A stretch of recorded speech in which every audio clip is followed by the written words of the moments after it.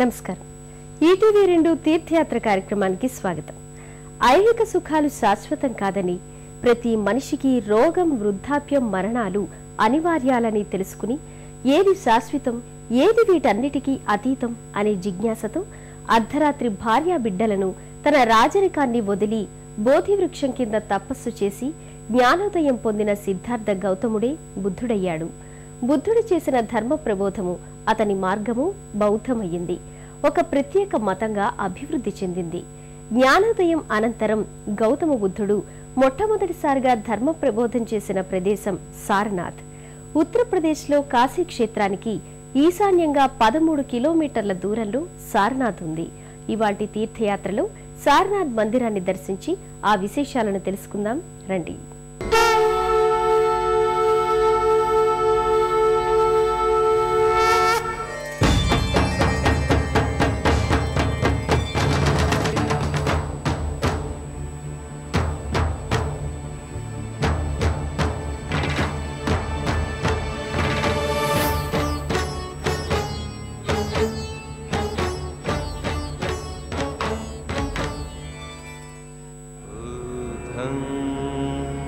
శరణం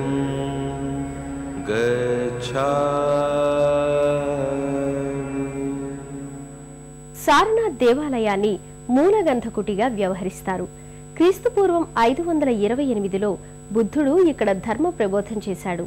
శ్రీలంకకు చెందిన అంబరిక ధర్మపాలుడు మహాబోధి సొసైటీ పక్షాన దీనిని నిర్మించినట్లు చారిత్రక ఆధారాల ద్వారా అవగతమవుతోంది.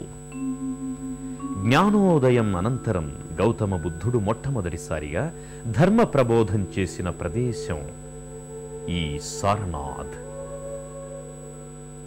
ఉత్తరప్రదేశ్లో కాశీక్షేత్రానికి ఈశాన్యంగా 13 కిలోమీటర్ల దూరంలో ఈ సారనాథ్ ఉంది. భగవాన్ గౌతమ బుద్ధుడు తన పూర్వాశ్రమపు 5 శిష్యులకు తన జ్ఞానోదయాన్ని ధర్మచక్ర ప్రవర్తనా సూత్రాలుగా తొలిసారిగా బోధించి వారిని కూడా జ్ఞానులుగా మలిచిన పవిత్ర స్థలమే సారనాథ దేవాలయం.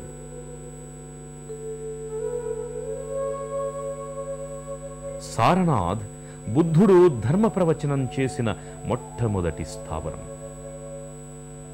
సారనాథ్ అనే పేరు రావడానికి ఇక్కడ శివుడు సారంగనాథుడిగా పూజింపబడేవాడని, అందుకే సారంగము అనగా జింకలకు అధినాథుడైన సారంగనాథుని పేర ఈ స్థలం సారనాథ్గా పరివర్తనం చెందిందని తెలుస్తోంది.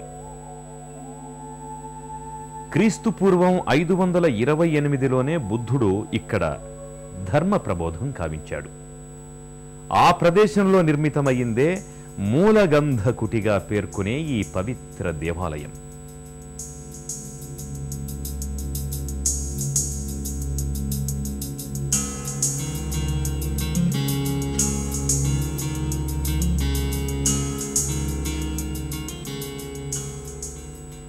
మూలగంధ కుటి విహారం బుద్ధుని పూజించే ప్రధాన మందిరం.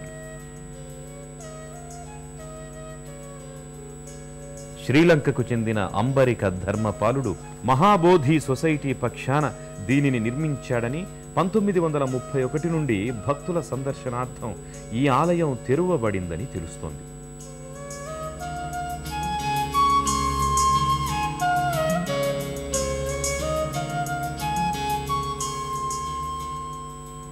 విశాల ఆవరణంలో ఎత్తైన స్తూపంతో పచ్చని పరిసర వాతావరణంలో ఈ ఆలయం శిఖరాలతో కూడి సుందరంగా దర్శనీయమవుతుంది.